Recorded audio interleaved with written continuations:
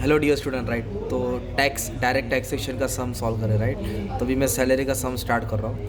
तो अभी कैसे है, सम तो स्टार्ट करना है तो अपन इसमें सैलरी भी सॉल्व करना है, अदर सोर्स भी सॉल्व करना है, डिडक्शन भी सॉल्व करना है। तो पहले salary head of salary solve करेंगे राइट।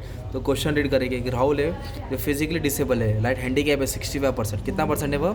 65% है। तो मेरे पास ना अदर सोर्स का भी एक लिस्ट बना के रखा हूँ, डिडक्शन का भी एक लिस्ट बना के रखा हूँ। तो उसका मैं सेपरेटली वीडियो पोस्ट करूँगा, तो तुमको रीड करके रखना है। जो भी आएगा स्क्रीनशॉट बना के वो याद करना है। वो याद नहीं रहेगा तो आधा सम बाउंस होएगा राइट। तो कैसे टैक्स कब आएगा? जब तुमको पूरा फॉर्मेट याद रहेगा, क्या टैक्स वेबल है, क्या टैक्सेबल नहीं है, किस का डिडक्शन है, वो सब हो जाएगा। तभी आपको ध्यान देना पड़ेगा, ठीक है। चलो आ जाओ ट्राई करते हैं। तो क्या दिया है? राहुल दिया है करके 65% हैंडीकैप है, पूरा सैलरी का पार्ट दिया है। तो जो अदर इन्फॉर्मेशन इसको छोड़ दो, पहले इतना पार्ट सॉल्व कर दे राइट। तो जब सैलरी का सम सॉल्व करेंगे, अरफिन आराम से, अरफिन थोड़ा आराम से। जब सैलरी का सम स्टार्ट करेंगे ना, तो सबसे पहले क्या करना है, इनकम फ्रॉम सैलरी लिखना है।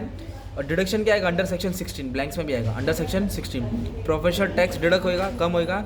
और कंपलसरी स्टैंडर्ड डिडक्शन मतलब करना ही है, 50,000 लिख देने का। सैलरी में स्टैंडर्ड डिडक्शन कितना आएगा? 50,000। इधर नाम लिख देंगे, राहुल है, स्टेटस इंडिविजुअल है, प्रीवियस ईयर असेसमेंट डाल देने का रहता है। शगुन है लिखेंगे, अच्छा मार्क्स मिलता है, ठीक है। तो भी आप स्टार्ट करते हैं, ठीक है। टाइम वेस्ट किए बिना अपन सम स्टार्ट करते हैं। एटलीस्ट धीरे धीरे तो हो जाए। 15 मार्क का सम आता है, ठीक है। एवरी बोर्ड को सम आता है, ठीक है। बेसिक सैलरी कितना है? 7 लाख। तो पहले इधर लिखेंगे बेसिक सैलरी कितना मिला? 7 lakh. After that DNS allowance है ना, अलग से डीएनएस अलावेंस मैं शॉर्ट फॉर्म में लिख देता हूँ अपना। कितना मिला डीएनएस अलावेंस? 3 लाख, ठीक है। ओके, नेक्स्ट क्या दिया? हाउस रेंट अलावेंस 90,000 है, जिसमें से ना 29,000 एग्जाम दिया है। 29,000 क्या दिया है? एग्जाम। आपको क्या करना पड़ेगा? ऐसे ऐसे लिखना पड़ेगा, हाउस रेंट है ना, इधर लिख देता हूँ, हाउस रेंट अलावेंस। कितना हाउस रेंट अलावेंस मिला? 90। इसमें से क्या करना है? एग्जाम करना है अपने को। क्या करना है? एग्जाम माइनस कितना एग्जाम करना है? 29,000। कम करना है 29। तो ये होएगा 61 बार बचे। 61। तो ऐसा हाउस रेंट को अलावेंस को एडजस्ट किया। फिर रीइंबर्समेंट में दिया है। क्या दिया है? रीइंबर्समेंट का मतलब क्या होता है? पहले एम्प्लॉय क्या करेगा? खर्चा करेगा। हाँ, तो मान लो 1000 का बिल बना है, तो फिर कंपनी में बिल दिखाएगा और कंपनी वाले उसको पैसा देगा। तो एम्प्लॉय क्या करता है? 1000 का खर्चा होता है तो उसको 1800 दिखाएगा, थोड़ा बढ़ा के ले लेगा। फिर कंपनी में बिल जमा करेगा, कंपनी वेरीफाई करके उसको 1800 पे करेगी। तो रीइंबर्समेंट मतलब पहले एम्प्लॉय खर्चा करेगा, कंपनी उसको भर के देगी। तो मेडिकल एक्सपेंस रीइंबर्समेंट टैक्सेबल है। कितना है? 22,000।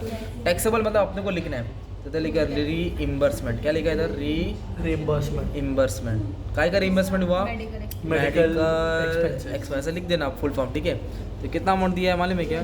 22,000। आफ्टर दैट परक्विसिट मतलब फैसिलिटीज़। तो कंपनी क्या दे रही है? गाड़ी दी है अपने एम्प्लॉयर को, ताकि बस का धक्का खा के धूप में आ रहा है बेचारा, तो कंपनी उसको गाड़ी दी, तू गाड़ी में आ जा भाई। तो कितना दिया? परक्विसिट 40,000 टैक्सेबल है। घर का भी आएगा परक्विसिट, वो भी टैक्सेबल है। बट परक्विसिट अब मिड डे मील आया, खाना पानी आया तो नहीं लेना है। तो परक्विसिट मतलब फैसिलिटीज़ कंपनी प्रोवाइड की है, ठीक है। जैसे पुलिस वाले को क्वार्टर देती है रहने के लिए ना, वैसे इसको कार दी है, ले तू भाई कार में आ जा। कितना दिए इसको? 40,000। 40,000। ये टैक्सेबल है, तो इधर लिख दिया। आफ्टर दैट क्या दिया है? एंटरटेनमेंट अलाउंस रिसीव, मतलब घूमने फिरने का कंपनी इसको क्या दे रही है? खर्चा दे रही है। ले भाई घूम फिर। 60,000। आप लोग भी अच्छे से कंपनी में परफॉर्म करेंगे, तुमको एंटरटेनमेंट अलाउंस मिलेगा 60,000। 60,000 एंटरटेनमेंट अलाउंस 60,000। भाई ऐसा गिफ्ट आता तो नहीं लेते। अभी बाद में आएगा ना बंटी रुको ना, अदर सोर्स ठीक में वो अदर सोर्स में आता है। अच्छा, सैलरी का पार्ट पड़ता है। तेरा भी कोई भी सैलरी आता है, स्लिप चेक करना। हाँ। अभी क्या दिया? प्रोफेशनल टैक्स पेड बोला है। कितना दिया? प्रोफेशनल 2,500। तो प्रोफेशनल टैक्स डिडक्शन में आता है। किसमें आता है वो? Deduction डिडक्शन में। उसको ब्रैकेट में डाल दिया राइट। हाँ। तो ये सैलरी के हेड हो गया राइट। हम्म। तो अब इसको क्या कर देंगे? वो ऐड करेंगे ना आप लोग, तो उसको आपको ग्रॉस सैलरी मिलेगा। क्या मिलेगा उसको? आपको ग्रॉस 7 लाख, 3 लाख, 61, 40, 22, 60। तो उसको ऐड करके 11,83,000। ये क्या हो गया अपना मालूम है? Gross salary. क्या हो गया अपना? ये ग्रॉस सैलरी 11,83,000, ठीक है। उसमें से क्या करने का अपने को? माइनस करना है तो प्रोफेशनल टैक्स। 52,000 और कंपलसरी 50,000 माइनस करना है डिडक्शन कंपलसरी, इसमें सवाल जवाब नहीं। तो ये अपना आया 11,30,500। 30,500 क्या गया मालूम है क्या? सैलरी का पार्ट हो गया। क्या हो गया? Total salary. ये हो गया इनकम फ्रॉम सैलरी। क्या हो गया? एटलीस्ट इतना तो सम तुमको आना चाहिए राइट। हाँ। अभी इधर मैंने क्या लिखा? अदर सोर्स लिखा। क्या लिखा है? Other source. मतलब वो जो बंदा है ना, वो सैलरी अर्न कर रहा है, अब उसको ना इधर देखो क्या दिया है? अदर इन्फॉर्मेशन दिया, मतलब उसको यहाँ वहाँ से पैसा आ रहा है। तो पहले क्या करेंगे? रीड करेंगे। Director sitting fees, dividend, best citizen award, तो चारों इनकम हो गया। क्या हो गया? इनकम। जो पेड होता है ना, पेड वो डिडक्शन में आता है, पेड कंट्रीब्यूटेड। तो डिडक्शन में क्या है, उस पर भी अभी लड़ाई करेंगे। पहले अदर सोर्स। तो पहले एक काम करो, ये चारों नाम है ना, मैं यहाँ लिख देता हूँ, ठीक है। तो क्या है, एक director sitting fees, director sitting fees है, dividend from foreign company, dividend from foreign company है, dividend from mutual fund. Dividend from mutual fund, dividend from mutual fund है, और best best citizen award receive by citizen award, ठीक है। ये सब दिए हैं। तो अभी क्या करने वाले में, अभी तुम्हारा नॉलेज इधर काम आएगा, ठीक है। तुमने जो टीचर ने पढ़ा है, सुना है ना, तब काम आएगा, ऑन द स्पॉट नहीं आना है, ठीक है। तो अब सुनो, जो डायरेक्टर सीटिंग फीस 1 लाख है, वो टैक्सेबल है, इस पर टैक्स लगेगा। कोई भी कंपनी का डायरेक्टर हो, उसको फीस मिलता है, उस पर टैक्स पे करना पड़ता है। डिविडेंड फ्रॉम फॉरेन कंपनी और Indian company, it is taxable.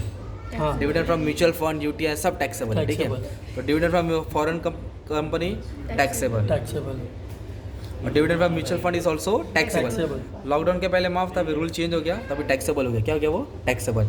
अभी कहते हैं best citizen award from government. कहाँ से अवार्ड मिला? गवर्नमेंट।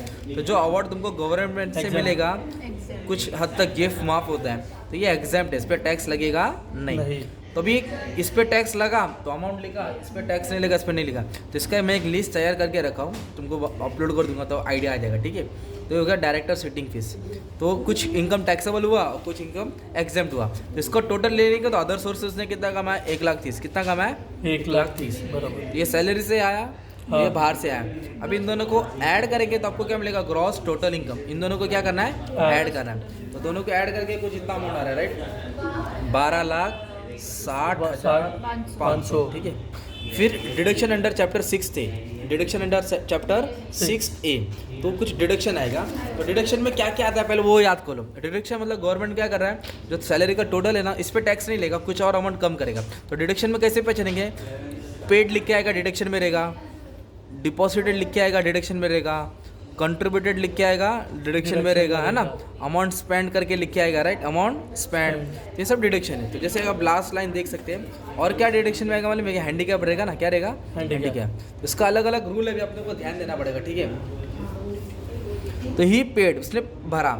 तो पेड मतलब किधर रहेगा? डिडक्शन। तो इधर लिखेंगे अंडर सेक्शन 80, अंडर सेक्शन 80। क्या के लिए पे किया उसने? Medical insurance. कितना पे किया? सेल्फ के लिए, मतलब खुद के लिए। कितना पे किया? 22,500। तो इसका लिमिट 25,000 है। कितना है?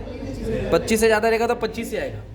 अच्छा, कितना मारा इधर? 22,500। तो 22,500 क्या आएगा? डिडक्शन में आएगा। डिडक्शन क्या क्या लिखा डिडक्शन में? मेडिकल इंश्योरेंस, है ना। हाँ, तो ये मेडिकल क्लेम इंश्योरेंस किस में आता है? मतलब 80D 80D में आएगा। किस में आएगा? 80D में आएगा। तो ये डिडक्शन दिया। कैसे पहचाना डिडक्शन?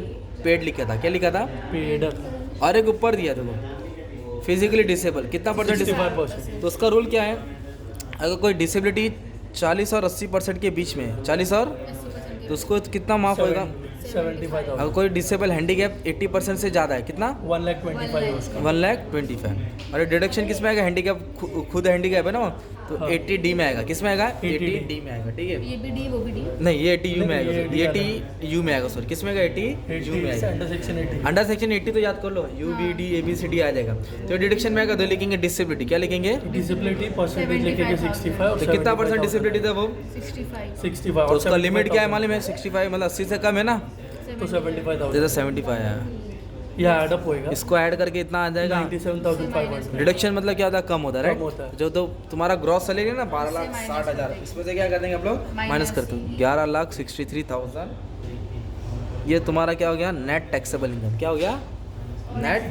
फिर जो भी टैक्स लगेगा ना, वो इस पर टैक्स लगेगा, है ना। जो टैक्स का स्लैब आता है अभी 5 लाख के ऊपर, 7 लाख के ऊपर, 10%, 20%, 30%, वो इस पर लगेगा, ठीक है। तभी अपने को नेट टैक्सेबल अमाउंट ढूंढने का था, इधर तक छोड़ दिया। तो ये सैलरी का क्वेश्चन है। अब इसको स्क्रीनशॉट ले लो और ये ट्राई कर लेना, ठीक है। Thank you very much.